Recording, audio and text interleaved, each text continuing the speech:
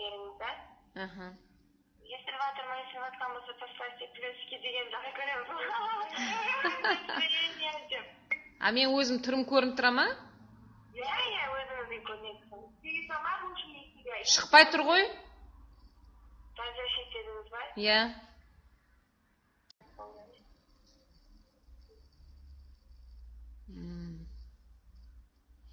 Көрші тағайды. Так.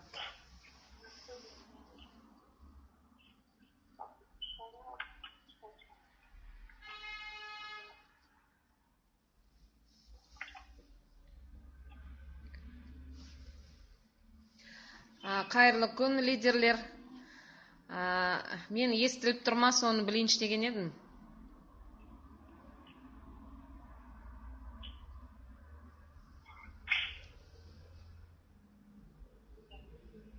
Сен громкость қосқан жоқсың ғой?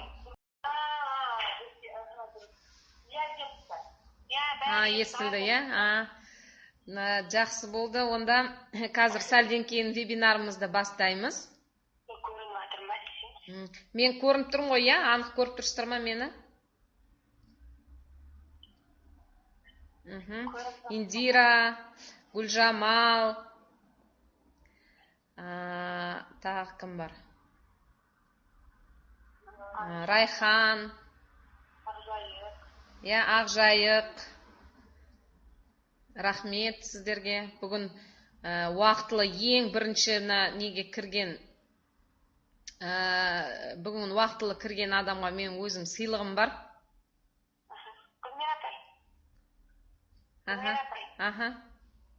Басталды, слайдыңыз қойылды. Мен қазір шығып кетем, өзімнің кірем. Дальше істей бересіз ғой, да?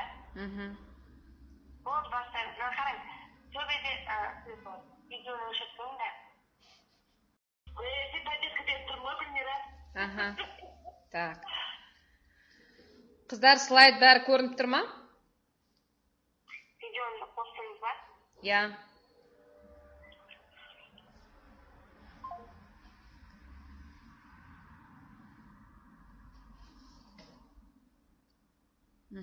Слайд бәрі көрініп тұр, иә? Қайырлы күн, Алтын жалын командасының лидерлері, жаңадан келген кеңесшілер. Бүгінгі вебинарымыздың тақырыбы қалай мен өзімнің тәжірибемнен, қалай мен осы алтын директор дәрежесіне жеттім, сол өзімнің тәжірибеммен бөлісемін. Мына өздеріңіз көріп тұрғандай, Арифлеймге дейін мен не істедім? Жоғары оқу орнын мен Алматы қыздар педагогикалық университетінде оқыдым. 4 жыл сол жерде оқып бітірдім Алматыда.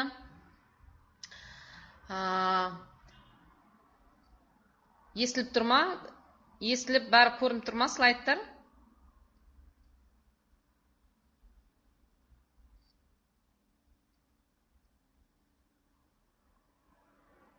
Болды, жақсы. Менің мамандығым қобызшы. Осы 4 жыл институтта оқыған кезде мен уже жаңа конкурстарға шетелге барғам. Ол Австрия, ол Венгрия, ол Қытай еді.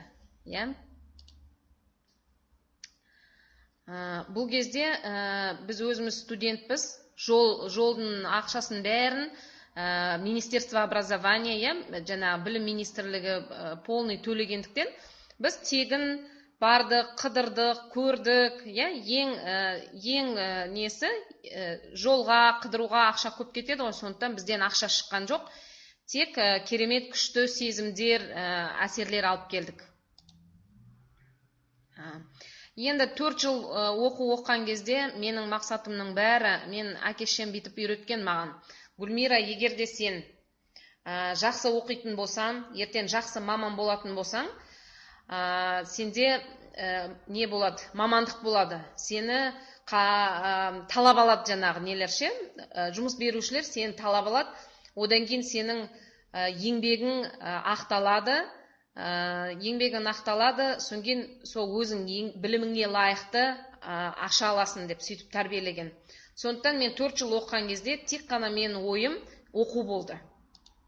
Қызыл дипломға бітіргеннен кейін, мынау 1999 жылы бітірушілер, бұны ортасында мына қара көйлекте байқап тұрсаңыздар, бұл Арапаева Маржан. Танисыздар ғой, қазір Қазақстанға белгілі әнші. Сол кезде біз группаласпыз, бірге оққанбыз. Өзіміздің чатымыз бар, сол жерде жаңағы араласып тұрамыз қазір. Мына Қуанышгүл Меңдаяқовна бізге біздің жемпейдің бітіруші сол жылға не түскен ғой, заявка түскен. Оңтүстік Қазақстан облысынан Жетісайда осындай университет ашылды, соған бізге бір маман беріңіздер деп. Сол кезде Қуанышгүл Меңдаяқовна айтты: Гүлмира, мен саған сенемін, осы нені біздің Қара Шаңырақ мына Қыздар педагогикалық университетінің атын шығарасын, жаңағы сенің біліміңе сенімдімін, сенің қолыңнан келеді деп, мені сол Жетісайға шығарып салған болатын.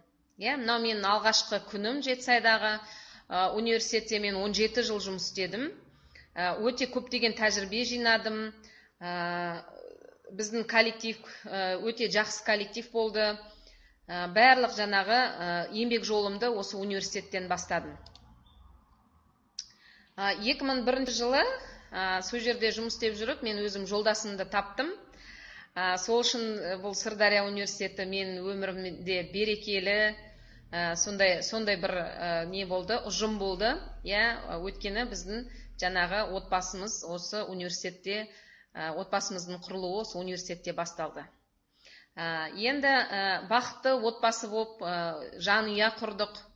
Әрине жаңағы отбасына басқа бір үйге тұрмысқа шыққаннан кейін, өзі 2001 жылы білесіздер, заманның ағымына байланысты бір жұмыспен ғана жұмыс істесен айлығын жетпейді ол кезде. Сондықтан мен жаңа Иван Васильевич деген не бар ғой, сол ұқсап мен жаңа өзімнің мамандығымды сәл қосымша табыс табу үшін осындай ресторандар ашып, сол жерде жаңа банкет, нелер, заказдар қабылдап, сол жерде жаңағы еңбек еттім, қосымша табыс таптым. Ол жаман болған жоқ, бірақ таңертеңнен кешке дейін 9-дан 6-ға дейін жұмыста болсам, егер мен, бұл жерде сен таңның атысынан түннің 3-4-ге дейін жұмыс істеп, қайттан таңертең 9-да жұмысқа, өкіметтің жаңа жұмысына түсуің керек.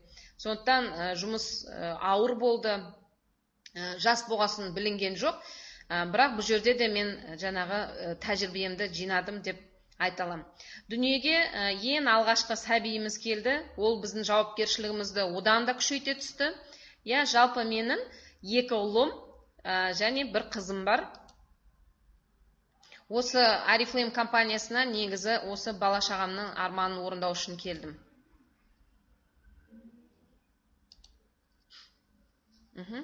Енді Арифлеймде менің ең алғашқы конференциям ол лайнер болды. Лайнер жаңа для богатых и знаменитых. Осы лайнерді путевканы алғанға шейін менде әрдайым ойымда күдік болды. Бұл неужели бізден 1 тиын ақша алмайды деп.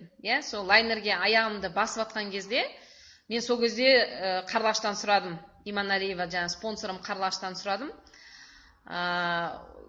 Точно тегін ба, ертең күні келгеннен кейін бізден мынанша ақша төлейсің деп ондай айтпайды ма деп. Содан бәріміз кино көрдік қой, Титаник киносын көрдік. Сол кезде мен осы 2012 жылы бізге айтты, осындай 2014 жылы, осындай 2013-те золотой директор болсаңыз, 2014-те лайнермен тегін саяхаттауға осындай путевка бар деген кезде, менің есіл дертім осы лайнерге жаңағы бару болып тұрды, есіл дертім. Оғанға дейін менде команда болды, бірақ лайнерге бару үшін маған спонсорым айтты: Гүлмира, сен 2 жұмысты, 2 жаңа кеменің басын ұстаған суға кетеді дейді ғой, сол сияқты 2 жұмысты ұстай алмайсың, сондықтан біреуін таңда деді. Енді мен арманым жаңағы лайнер болғаннан кейін, мен основной жаңағы университеттің жұмысынан кетуге тура келді маған. Осы Титаник киноны көрдіңіздер ғой, сол лайнердің суретін көрген кезде мен арманым болған, тура сол лайнердің басында өстіп 2 қолымды созып, жана Титаник кинодағындай сөйтіп тұрам деп. Бірақ енді сол арманым орындалды. Арқамнан бірақ құшақтап тұратын жаңағы жігіттің аты кім еді? Сондай жігітім болған жоқ. Но енді әлі де өмір алда ғой, әлі де мен жолдасыммен барып, тағы да осы лайнерге барам деген үміттемін. Мына команда, жаңа командамен бардық қой, өте қызық командамен барған. Мына ортада тұрған білесіздер компанияның жаңағы несі, негізін қалаушы Роберт Афьокник, бұл кісі өте қарапайым, даже қарасаңшы, футболкасы да бізбен бірдей, А бізде, мысалы, мына обычный өмірде не істейді? Бастықтар ерекшеленіп, олардың дастарханы бөлек, олардың жаңа қоршаған ортасы бөлек болады ғой. Бұл кісілер бізбен қарапайым, бізбен бірге жүрді, бізбен бірге отырды, бізбен бірге жаңағы әңгімелесті, қалаған не керек деп, қандай сізде проблема бар деп, бір нәрсені шеше алмай тұрсаң, қасыңа жүгіріп келеді. Қасындағы мына Александр Афьокник, бұл баласы, қазір енді бұл кісілер уже қартайып жатыр ғой. Сонда мен мына балама не қалдырып жатырмын дейді, мұра қалдырып жатырмын дейді, осыны. Бірақ бұл баласы біздің қазіргі недегі жаңа бастықтар баласын сразу қасына отырғызып алады ғой. Бұл кісі не істеді?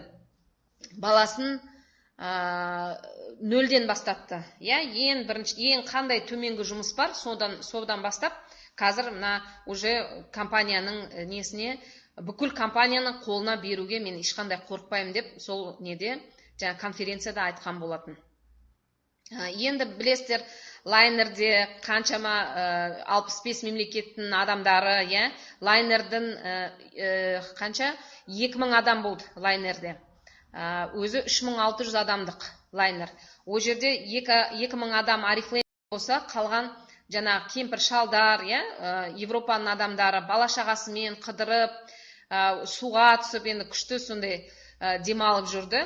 Менің шетелдегі сахнам, бұл үлкен сахна, бұл киелі сахна. Осы жерде бізді аты жөнімізді, фамилиямызды айтып сахнаға шығарды. Мына мен қасымда тұрған Абайдан, біздің оңтүстік Қазақстан облысы, Абайдағы Досекең екеміз, осы званияны жапқан кезде сахнаға шығып марапаттады. Енді өкіметтің жұмысында сіз бір ғана грамота аласыз, оның өзін сәл енді қиындықпен аласыз. Бұл жерде таза еңбекке, үлкен сахнада сізге қолыңызға жаңағы өзіңізге лайықты, еңбегіңізге лайықты чек ұстатады. Фамилияңыз шығады үлкен сахнаға. Осының барлығы менің еңбегімнің жемісі. Дүниежүзі бойынша номер бірінші, мысалы, Полежаевтар отбасы бар, Владимир Полежаев сахнаға шығарып, осындай жаңағы нелерінде қандай ощущение, не сезініп тұрсыңдар осы лайнерде деген кезде, мен бас салып, алдында отырған қарама-қарсы спонсорларым отыр ғой, солар мен спонсорларыма рахмет, осы жаңағы ата-анама рахмет, командама рахмет деп осы ойымды жинақтай алмай, осы тура бір мына сахнада тұрғанда ойыма келгеннің бәрін айттым. Сондағы менің айтқаным жаңа спонсорларыма, командама алғыс болды. Енді бір барған кезде, бір менің ұтқан жерім 2014-те, негізінде жылына бір рет конференция бір-ақ мемлекетке болады. Бұл жерде 3 мемлекет, Италия, Испания, Франция, одан кейін 6 қала болды ғой. Біз жаңағы кеме тоқтап тұрды. Ең бірінші жаңағы Барселонаға келдік та, Барселонаға келіп, сол жерден кемеге міндік. Сол жерде бізге екінші тоқтайтын жеріміз біздің жаңа Тулон деген қала болды, бұл Франция, мына жерде Ницца, Тулон, Ницца, Флоренция, Рим, бұл Италия уже. Рим, Колизей, Ватикан дегендерді, мысалы, біз тарихтан көретін болсақ, бұл жерде компания бізді неге өзіне апарды, сол жерде тарихымен таныстық. Мына Помпей, Неаполь, бұл да жаңа сол 6 қаланың біреуі, және Помпей. Бұл Помпей білесіздер, иә, мен вулкан Везувийді өз көзіммен көрдім. Иә, сөйтіп, жаңағы гидтан сұраймыз ғой, енді вулкан не алмай ма деп, қашан енді бұл извержение болады, енді сіздер білмей қалмайсыздар ма деп. Жоқ, не переживайте, извержение болмайды, потому что ол кезде сол Помпей жаңағы осы өрт ненің оттың астында қалған кезде, ол кезде халықта білім болған жоқ дейді. Қазір бізде бәрі көрініп тұр, бәрі білінеді, неше түрлі жаңа технологияға сай, жаңа заманға сай аппараттар бар. Сол үшін ешқандай қорықпаңыздар, жүре беріңіздер, не деп, спокойно деп осы. И Барселонаға келіп, осы лайнермен жаңа круизімізді аяқтадық. Мына лайнердің ішінде гала ужин болды. Ол жерде 3 этажды ресторан, Титаник жаңа киноны көрген болсаңыздар, сол жерде 3 этажды жаңағы ресторан, оған обязательно жаңағы немен әдемі көйлекпен, вечерний көйлекпен, жаңа туфли киіп сөйтіп баруыңыз керек. Я Полежаевпен бірге кездесу болды. Және сол лайнердің ішінде мына ең соңғы палубада бізде болды не дейтін гольф, гольф алаңы болды. Мына кенжағайлар гольф ойнады. Біз бос кезде жаңа настольный теннис ойнадық.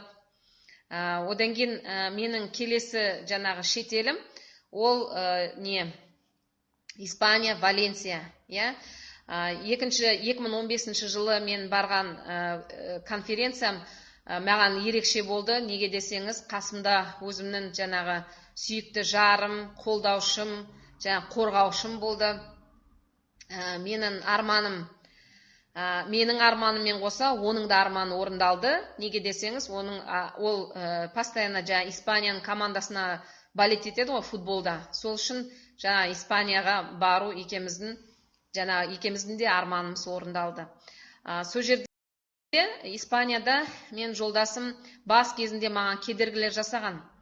Жаңағы бұл сен білмейсің, бұл деген не дейді андай, сен еңбегіңді сені компания пайдаланып жатыр, сен жүрсің жаңағы алданып, одан кейін кеш келген уақытында жаңағы ренжіңкіреп сөйтетін. Бірақ осы конференциядан кейін жолдасым маған айтты, рахмет деді, самолетқа бірінші рет отырдық, жаңа Турцияның үстінен өтіп, мен самолет Турцияға қонып, одан кейін қайтып жаңа Испанияға кетті ғой. Сонда біз бір барғанда тағы да жаңағы 2 мемлекетті көрдік. Менің келесі шетелім, енді компанияға келгеннен кейін мен басты мақсатым мен шетелді көру болды ғой. Менің екінші келесі шетелім бұл Дания, Копенгаген. Одан кейінгісі Швеция. Швецияда вообще бұл бизнесті бастаған кезде wellness өнімдері шықты ғой. Сол wellness өнімдерін мен сеніммен өзім іштім. Қасымдағы жолдастарыма, туған туысқандарыма предлагать еттім. Күнделікті бізде осындай wellness кездесулердің арқасында компания бізді 7 адамды, оның ішінде 3-еуі Оңтүстік Қазақстан облысынан, Иманалиева Қарлаштың структурасы, ол Насиба, ол Айжамал, ол мен 3-еуіміз жаңағы неге Швецияға Арифлеймнің отанына бардық. Оның үстіне менің кішкентай бір жасынан бастап, жаңа 3 жасындағы балам ларингит деген аурумен ауырды. Сол витаминдермен осы Стикстеннің командасымен шығарылған витаминдермен жазылғаннан кейін мен тоқтай алмадым. Өйткені балалардың денсаулығы, бізге өзімізден бұрын балалардың денсаулығы жанымызға батады. Сондықтан мен осы витаминді мен ғана емес, осы мына 7 өңірден 7 адам келді, сол жан жақтан келген адамдар осы витаминдерді көптеп жаңағы жарнамалағанның арқасында бізге компания Швецияға тегін путевка берді. Ол жерде жарты күн сабақ, жарты күн жаңағы не болды. Қаланы аралау, көрсету, достопримечательность дейді ғой. Енді биылғы барған шетеліміз біздің Кипр аралы, Ол да мысалы Кипрде тоже жаңағы шопингі, басқа ел, басқа мемлекет көрген, жаңа жерорта теңізінде шомылған, оның бәрі жаңағы кез келген адамның арманы. Одан кейін биыл мына командамызбен Сочиге бардық. Біздің командадан өте көп адам барды Сочиге. 60 адам болып бардық, Алтын жалын командасынан. Ол бәрі компанияның несі мүмкіншілігімен, сіздерге берген мүмкіншілігімен, сіздердің еңбектеріңіздің арқасында. Енді менің тағы да мына шетел туралы айтатын болсам, менің бірінші директорым Жолдыбаева Қарлығаш қазір 3-ші баласын босанып, үйінде жаңа декретте отыр. Осы Қарлығаш жолдасымен Индияға барып келді. Ол да біз үшін жаңағы үлкен еңбектің арқасы, біз үшін өте керемет жаңа компанияның атынан сый болды.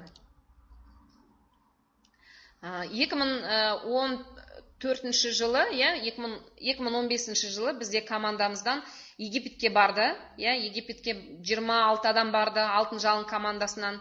Соның ішінде жаңа пойызға бірінші рет мінген, самолетқа бірінші рет мінген, осы біздің қарап отырсаңыз, оранжевый кепкада отырған біздің университеттің студент болып, жұмыс жасап, осы Египетке жаңағы демалып келді.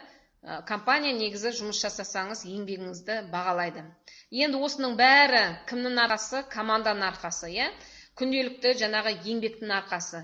Осындай дәрежеге біз қалай жеттік? Сонымен мен бөлісетін болсам, мына ең бірінші бізде жаңағы тізімдер дейді ғой, осы жұмыстың ең басы неден басталады? Тізімдерден басталады, Біз бұл бизнеске адам шақырамыз, товар обороттың арқасында, товар айналымның арқасында бізге компания айлық төлейді. Енді таныстар тізімі деген не ол? Ол жерге сіз өзіңіздің жаңағы күнделікті, мына менің телефонымда қазір, например, 300 адам бар екен, контактымда Оның ішінде кім бар? Көрші бар, мұғалім, балаларымның мұғалімі бар, қосымшаға баратын мұғалімдер бар.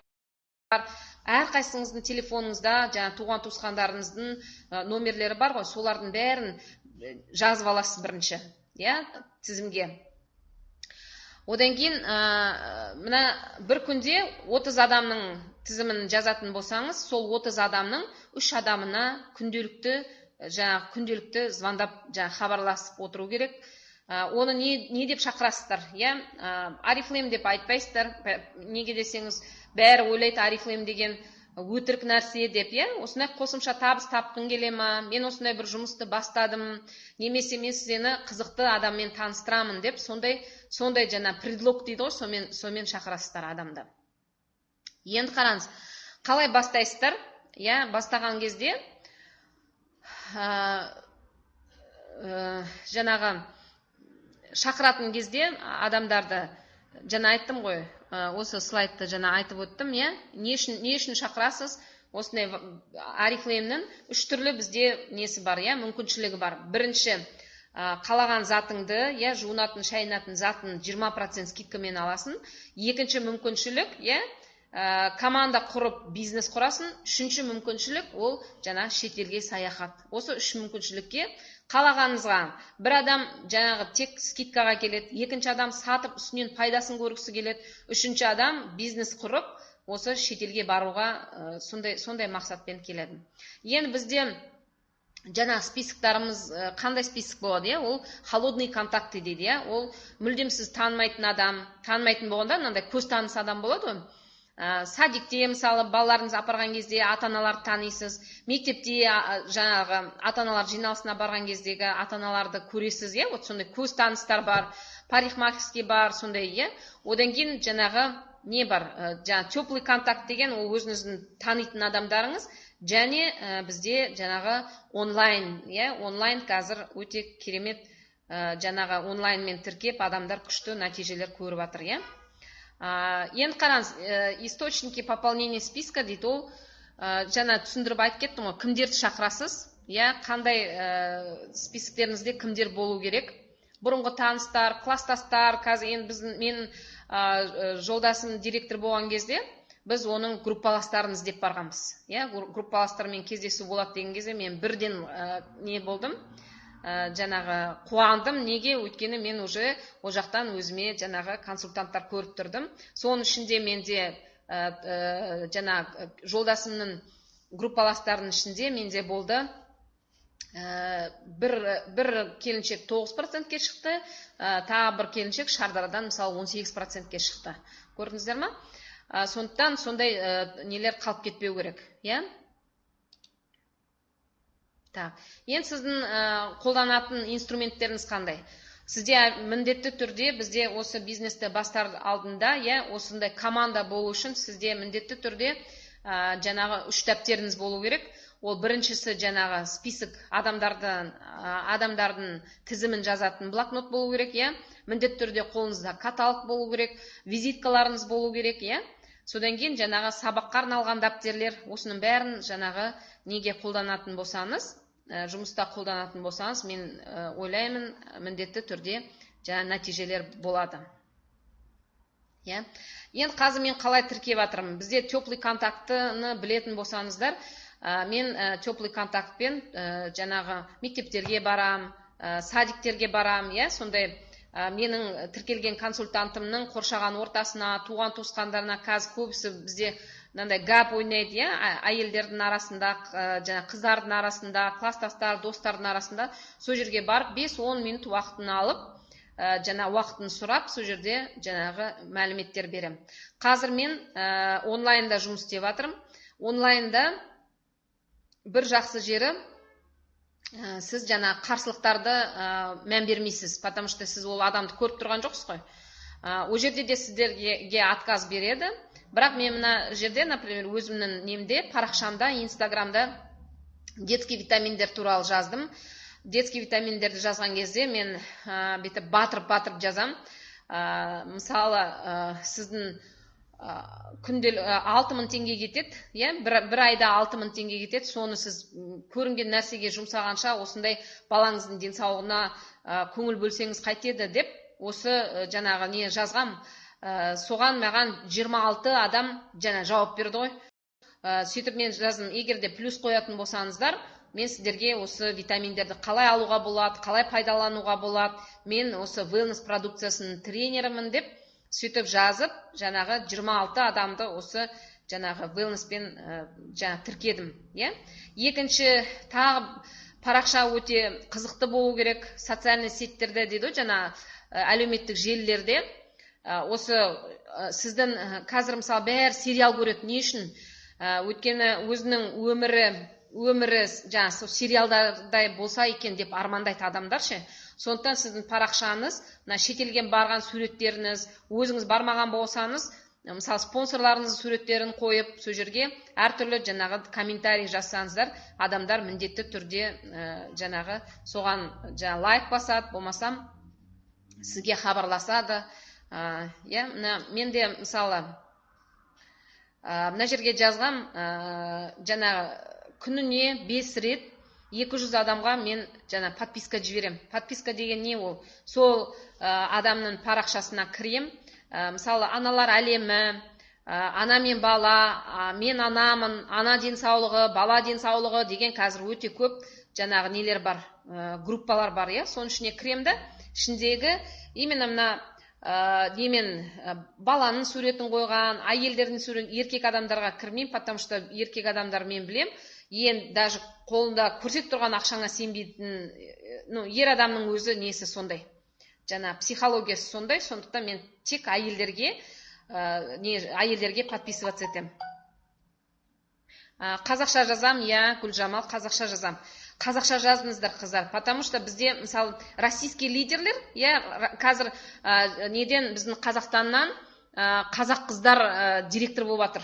Мысалы, бірақ қазақша жазған адамға көбінесе адам келеді, өйткені қазір білесіздер ғой, орыстар азайды бізде, орыстар жоқ. Мысалы, бізде Жетісайда орыс мектептер, санаулақ орыс мектептер бар.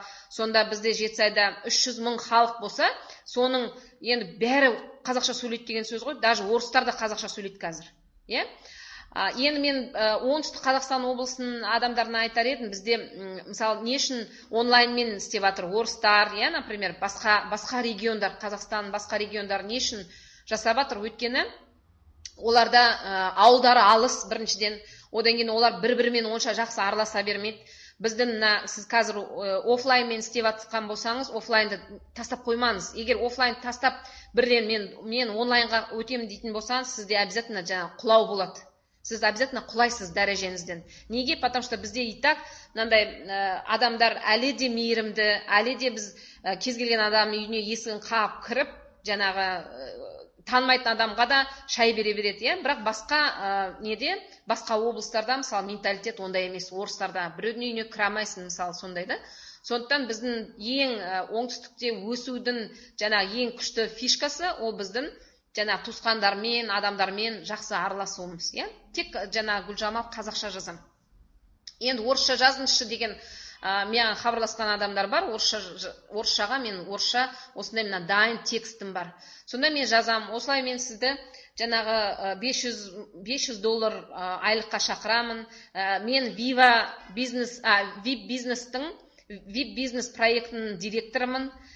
Осындай бизнесті үйретемін деймін да, сөйтіп неге жіберем несіне. Маған плюс қойған адамның осындай сообщение қылып жіберем. Ол кісі обязательно маған хабарласады, ол қандай жұмыс, біреу шетелге қызығады. Мен мысалы бір күнде осы Instagram парақшасына 3 пост жіберем, Пост деген сол суреттер ғой. Біреуі осы бизнес жайында, екіншісі шетелге демалу туралы, үшіншісі міндетті түрде денсаулық туралы, wellness туралы жіберем.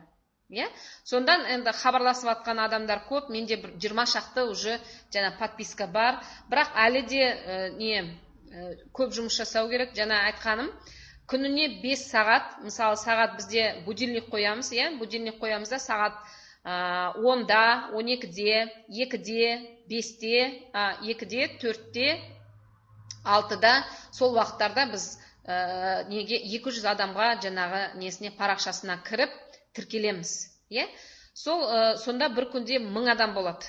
Мына онлайнның ең жақсы мүмкіншілік неде? Адам көп. Сондықтан сіз қаншалықты көп адамға хабарласатын болсаңыз, соншалықты сізде нәтиже болады деп ойлаймын. Енді әркімнің қалауы, біз ешкімді қинамаймыз, ешкімді мәжбүрлемейміз, қалауыңыз біледі. Мына суреттегіндей, мысалы, екі түрлі жағдайда өмір сүруге болады, қалағаныңыз. Егер де сіз бүгін бізде Алтын жалын командасында Нұрия Ахметованың үйінде Иманалиева Қарлаш спонсорымыз сол үйден жіберіп жатыр ғой, суреттерін жіберіп жатыр, қандай образ жизни дейді ғой, өмірі қандай күшті, несінен, терезесінен Алматыдағы Алатаудың әдемі суреті көрініп тұр, осының бәрі компания Арифлейм. Бүгінгі вебинарға уақыт бөліп қатысқандарыңызға үлкен алғысымды білдіремін. Менің енді бұл бірінші вебинарым. Сондықтан бір жерлерде қобалжу болып жатса, түсінесіздер деп ойлаймын. Қандай сұрақтарыңыз бар?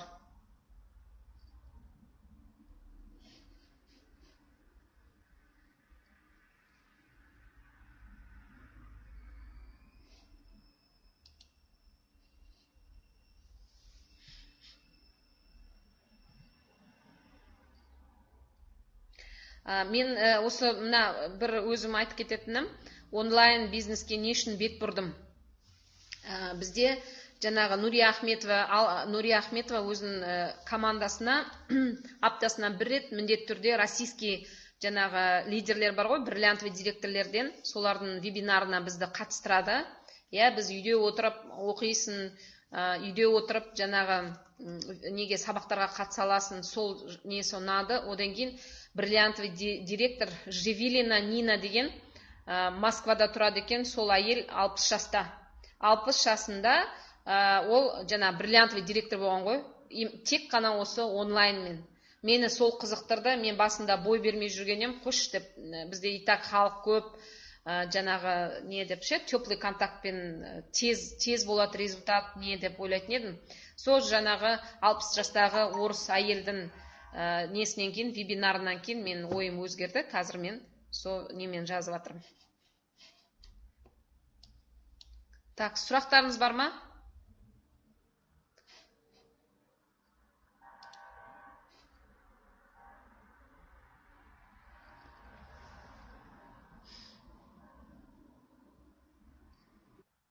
Бибігүл, рахмет сұрағыңызға. Неше жылда жеттіңіз? Мен Oriflame компаниясына тіркелгеніме 5-6 жыл болды. Мен бірінші университетпен параллельно жұмыс істедім. Екеуін қатар жұмыс істедім. Ол кезде қараңыз, өкіметтің жұмысында істейтін болсаңыз, сіз мысалы комиссия келеді, білесіз, жұмыста. Тағы бір шаралар болады, көбінесе сен қолыңды жаңағы 100% босатамайсың. Сондықтан мен мысалы министерстводан бізге тексеру келген кезде мен не то что Oriflame істеуге деп айтуға мен шамам келмеген уақыттар болды. Сондықтан мен тіркелгеннен кейін бір жыл бірінші каталогта 9%-ке шықтым, екінші каталогта 15-ке шықтым, бірден секіріп, үшінші каталогта 18-ге шықтым да, сол 18%-те мен университетте жұмыс істеген уақытымда біресе түстім, біресе көтерілдім, 18-ден жоғары шыққан жоқпын. Сол кезде мен бағана айтып өттім ғой, лайнер басталған кезде ғана менде уже айтады ғой, андай щелкнуло дейді ғой, енді осы мына лайнер менікі болу керек, мен баруым керек, мен арманымды орындауым керек, мен басқа да мысалы табыс көзін, мен оны жасай алам, мен өзіме сенімдімін деген оймен мен жұмысымды основной жұмысты Oriflame қылдым. Реально подписка 20 подписка бар, қыздар. Менде онлайн подписка 20 консультант бар.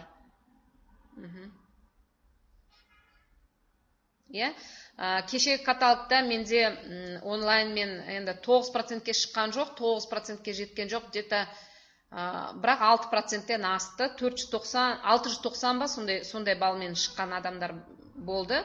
Ақтауда қазір бір жақсы немен таныстым, келіншекпен таныстым, Ақтауда тұрады. Бір адам Семейде тұрады. Тағы көбінесе мен жаңағы Шымкент, осы оңтүстік Қазақстан облысының адамдарына жаңағы жіберем, сообщениені көбінесе соларға жіберем. Қалай активация жасайсыз? Мысалы, онлайн консультанттарға мен жіберем? Видео жіберем, дайын видеом бар, мысалы, соны жіберем. Қалай? Так, онлайн консультанттарды. Реальный подписка бар. Онлайн консультанттарды қалай активация жасайсыз? Енді мен кеше, мен танымайтын бір келіншек, Ақтаудың келіншегі, сол кеше емес, 3-4 күн өтті. Сол менің парақшама кіріп, wellness туралы, витамин туралы айтасыз ба? Осындай менің балам күйіп қалған еді, жаңағы осындай менде проблема деп айтқан кезде, екеуміз екі жақта отырып, өткен мен өзім басымнан да өткен реанимацияда жатқан уақыттарын айтқан кезде мен өзім көзіме жас келді. Мен даже оған жаз жердім, сенесің бе, мен қазір сенімен бірге жылап отырмын деп, Сол кезде енді жаңағы әйел адамның больное место дейді ғой, ол бала. Сондықтан мен өзім басымнан өтті, реанимацияда тізерлеп тұрып, осы Алла тағаладан жаңағы ем сұрағаным есіме түсіп, сол өзімнің жаңағы басымнан өткенімді айтқан едім. Компания көп, бірақ мен білмеймін деді. Не үшін сізге сеніп отқанымызды білмеймін деді. Соны мен айттым. Бұл дедім, Құдай бізді өзінен өзі кездестіріп тұрған жоқпыз. Екеміз мүмкін саған Құдай мені кездестіріп тұр. Деп осындай бір айтады ғой жаңағы, тамырына басып, жаңағы, шын мәнінде де бәр жұмыс істеп атқан жұмысымыз жаңағы кездейсоқ емес. Так, кейін. Қанша уақытта таптыңыз дейді. 2 ай болды онлайнда жұмыс жасап атқаныма, оқып атқаныма 1 жыл болды. Былтыр декабрь айында бізде осындай Viva Victoria'ны Нұрия Ахметова сайтын ашып, сол жерде күнде вебинар болып бізді үйреткен, пока өзің жұмыс бастамайынша, ештеңке үйренбейсің. Сондықтан мен онлайнға отырғаныма 2 ай уақыт болды. Заказ ұрған сол 600 балл, 675 балл. 675 балл заказ ұрды. Бірақ енді біреу 25 балл, біреу 100 балл. Одан кейін менде көбінесе мен сайтыма осы таныстарым кіріп, солар да заказ беріп жатыр. Мен бұрын оларға мысалы звондауға, жаңа Астанада, жаңа Семейде, Алматыда тұратын туысқандарымыз бар ғой. Соларды мен мен парақшама кіріңдер деп кірсем, солар сұрап, солар тіркеліп, олар да жаңағы алып жатыр.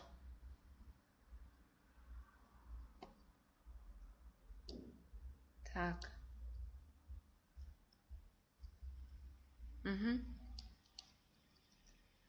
Рахмет қыздар, менімен бірге бүгін вебинарда жаңа ойларыңызбен бөлісіп, сұрақ қойғандарыңыз үшін тағы да жаңа жауап беруге дайынмын. Жеке мен нем бар, номерім бар, телефон номерім бар, соған да хабарласып тұрсаңыздар, мен көмектесуге дайынмын. Біздің жұмысымыз негізі біреуге көмектесу арқылы өзімізге көмектесу. Скайппен мен әлі сөйлесіп жатқан жоқпын. Даже біздің командный скайппен жаңағы өзіміздің онлайн директорлар, 10 директор бар, соған да скайпқа мен кірамай жатырмын. Мен мойындаймын, мен айтып жатырмын, 2 ай болды. Оғанға дейін мен ненің кнопкаларын только Oriflame заказдарын беріп, сондай мен айналысқанбыз ғой біз. Біз даже телефонның мүмкіншілігін пайдаланбайды екенбіз. Мен телефон iPhone-да болды, біз оны жаңа неге ұстаймыз ғой? Для понта дейді ғой. Ты что, iPhone болмаса, ол уже iPhone ұстасан, iPhone-нан шырылдайтын несі дыбысы болса, соған ұстайтын ек. Қазір мен бұл мүмкіншілігін керемет күшті екен. Даже ноутбукта кейбір жерде, мысалы Инстаграмға кірген кезде сообщение бір нәрсе жазамайсың. Именно неде телефонның ішінде осындай нелер жаңа функциялар көп.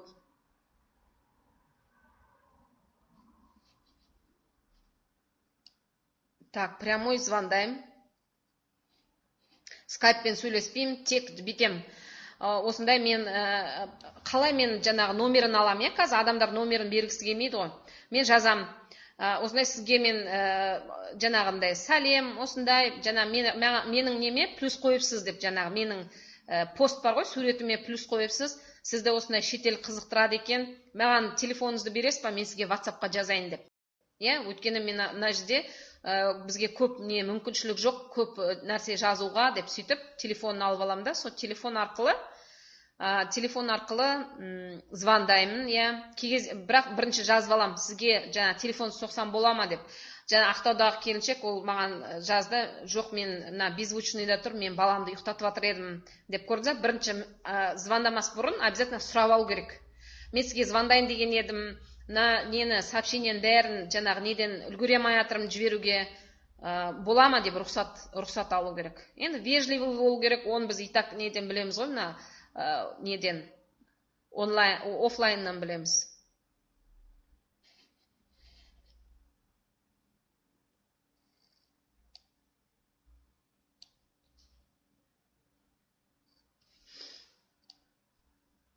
Так,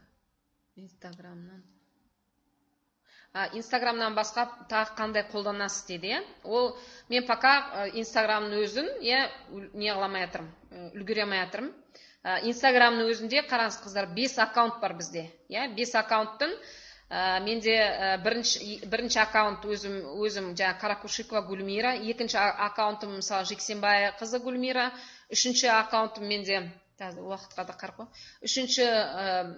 Үшінші аккаунтым менде wellness туралы, мысалы 4-ші аккаунтым менде жаңағындай путешествие, сонда и 5-ші аккаунт менде не туралы. Косметика жетсай, Oriflame жетсай деп сондай қып аштым да. Сол аккаунтқа өзіңіз 5 аккаунтты қазір пока егеріп алайын деп отырмын да. Сонген нені российский вебинарларды өте көп көрем.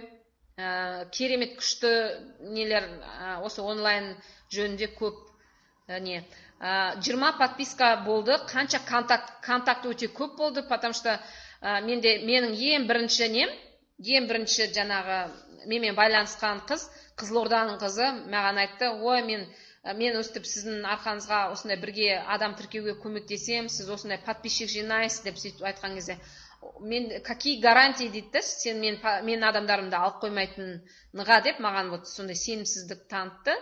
Мен жарайды дедім, мен оны потому что көзбен көрген жоқпын, маған ол не болған жоқ, ауыр тиген жоқ. Біз мысалы неде офлайнда біз туысқанымыз, например, класстастарымыз, мен мысалы ренжіп қалғам класстастарыма, соң группаластарыма ренжіп қалдым, иә, бәрібір де сен жүрегің ауырады ғой, сен оған жақсылық ойлап тұрсаң, олар кішкене басқаша ойлап тұрады да. Сол 20 подписка болу үшін менде где-то 100 контакт, даже 200 контакт болған шығар. 200 контактқа 20 подписка. Бір күнде қанша адамға ссылка жібересіз? Бір сағатта 20 сообщение. Иә, әр сағат сайын 20 сообщение. Сонда 5 рет жіберген кезде 100 сообщение жіберем.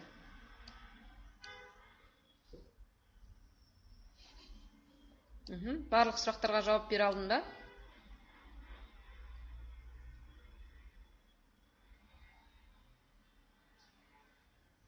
Аудиозапись тоже жіберем, аудиозапись жіберем. Аудиозапись ол да жақсы, қолмен жазып отырмайсың. Күніне қанша уақыт бөлесіз, иә? Мен бітем. Таңертең тұрамын, так, сообщение директке, иә, сообщение директке обязательно жіберем. Ол маған жаңа плюс қояды ғой, плюс қойғанға не жіберем ғой? Сообщение жіберем, плюс қойғандарға. Лайк басып, жаңа понравился не дегендер бар ғой, соларға сәлем деп жіберем. Если ол маған ответный қайтарса ғана мен оған жаңа не жіберем, директіне сообщение жіберем. Күніне қанша уақыт дейсіз ба?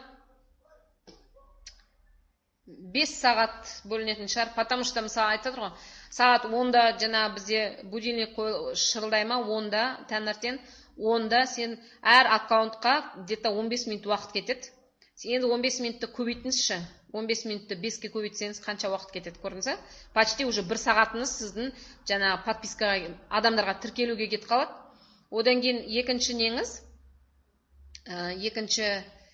екінші не, сообщение, көрдіңіз? Сообщениеге кетеді, сол 2 сағат уақытты сол 5 аккаунтқа жауап бересің, ішінде сразу ответ жазатындар бар, сразу жаңа не қылатын, жаңағы әрекет қылатындар бар, жазып та, соларға жазып берем, жауап берем.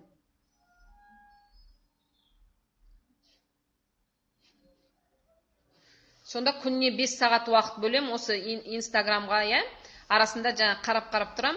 Одан кейін қалған уақытта мен ютубтан нелер көрем. Енді команда офлайнда бар ғой арасында. Офлайнымыз бар, адамдармен сөйлесетініміз бар, заказ жіберетініміз бар, новичоктардың сондай. Сонда күнделікті онлайнға 5 сағат, 6 сағат жететін шығар. Но басында жаңа сол Живилина айтты ғой, 18 сағат отырғам деді ғой басында. Живилина Нина деген жаңа бриллиантовый директор, 60 жасар, 18 сағат отырам деді күніне. Көрдіңіз? Поэтому біз 18 сағат отырмағасын бізде жаңа нәтиже аздау болып тұрған шығар. Құдай қаласа, осы каталог, келесі каталог енді шығады деп ойлаймын. Ссылканы, қандай ссылка, соны түсінбей жатырмын, Гүлноза.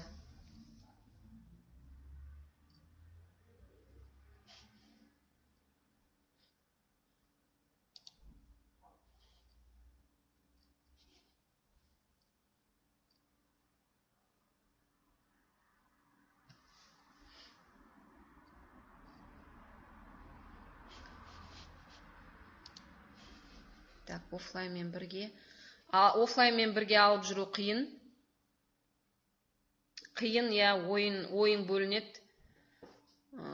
Қиын, енді бірақ қиын болғанда біз енді офлайн тастамау керек қой. Жаңа айттым ғой, оңтүстік Қазақстанда офлайнсыз бізде не жоқ. Онлайн бізге жаңа адамдар табу үшін, иә, мысалы, ақпарат жіберу үшін сондайға ғой негізі онлайн. Марковка етіп жатырмын, иә. Ақжайық марковка қылып жатырмын. Даже кеше мен Нұрия Ахметовамен кездескен кезде бізге айтты ғой, можете даже офлайнда да, онлайнда да марковка істей беріңдер деп. Басында біз оған дұрыс көзқараста болған жоқпыз ғой. Қазір мен солай жұмыс жасап жатырмын. КБП шыққан жоқ, бірін артқасынан бірін тіркеген кезде менде ең бірінші адамы қазір, бірінші адамы сол 6%-ке шығып тұр ғой. 6%-ке шыққан адам мен онлайн емес, офлайн шегім. 6%-ке жаңа шығып тұр ғой, сол менің жаңа группаласым. Соның арқасынан мен тіркеген адамдарым нелер. Онлайншіктер соның арқасына тіркеп жатырмын. Бірақ мен бір условие айтам, мен сені арқана осылай адам тіркейміз, бірақ жаңағы бір линияға тіркейміз, пока сен жаңағы 9-12%-ке шыққанша.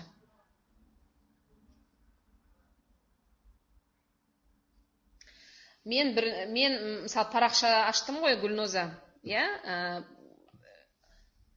Гүлноза парақша аштым ғой, соған мен не жіберем, посттар жіберем ғой. Постқа жаңа плюс қойыңыздар, осындай плюс қойсаңыздар, мысалы қазір міне жас жігіттер бар ғой бізде, мысалы Насиба Азбердиеваның баласы шетелге барып келді, ол видеосын кеше бізде алтын жалынға неге жіберді ғой, видеосын. Сол видеоны мен неге жібердім, Инстаграмға жібердім. Сөйттім да жазып қойдым, міне басында сенбеген бала қазір өзі шетелде жүр. Басында бұл Лохотрон деген бала қазір шетелде жүр. Бізде келесі шетел, мысалы Болгария, кім Болгарияға барғысы келеді, осындай плюс қойсаңыздар, мен несін шартын несін жазам, и сіздерді Болгарияға апаруға көмектесемін деп жазам. Вот сол плюс қойған адамдарға сразу жаңағы маған жеке парақша неге WhatsApp-қа шығайық деп WhatsApp-қа жазам.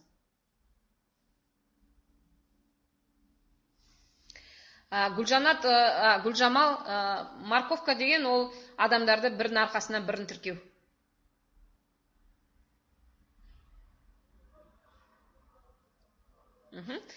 Дұрыс, новичоктардың сұрағы дұрыс, білу керек,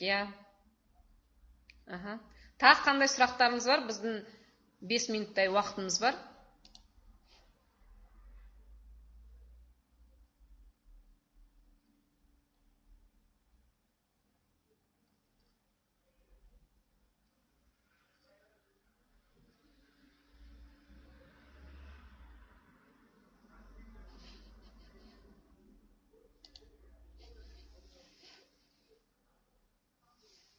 Тағы сообщениелер жазылып жатыр екен.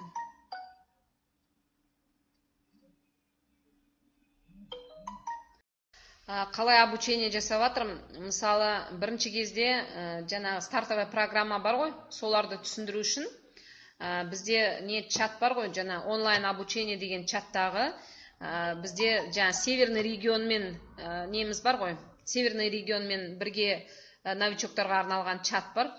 Тура сол чатта не сабақ өтіледі, соны мен жеке-жеке, қазір мен уақытым соған кетіп жатыр, жеке-жеке, потому что олардың уровенін білу керек қой. Бүгін біреу келді ма, оған мен шақты айттым ба, ертеңгі адам уже шақты түсінген жоқ қой. Сол үшін ертеңгі адамға да бәріне сол мені жібере берем. Бірінші адамға не жібердім мен? Обучениеға не жібердім, соны екінші адамға да жіберем. Сонген мен, мысалы, осы мынаны түсіндіңіз ба деймін, пока демейінше мен келесі нені жібермеймін.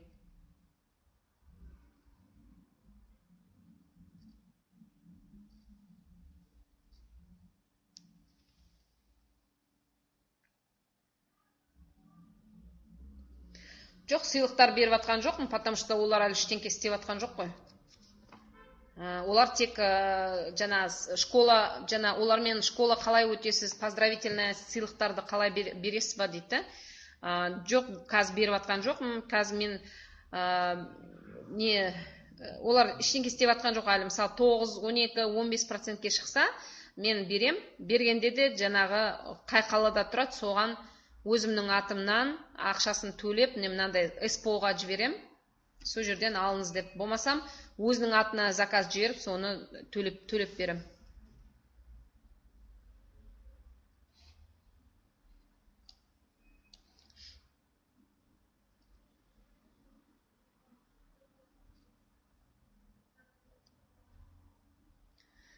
Рахмет, қыздар.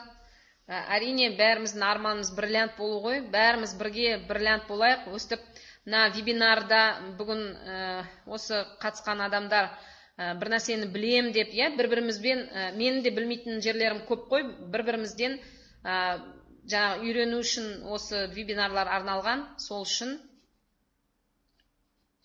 үшін бәріміз бірге бриллиант болайық.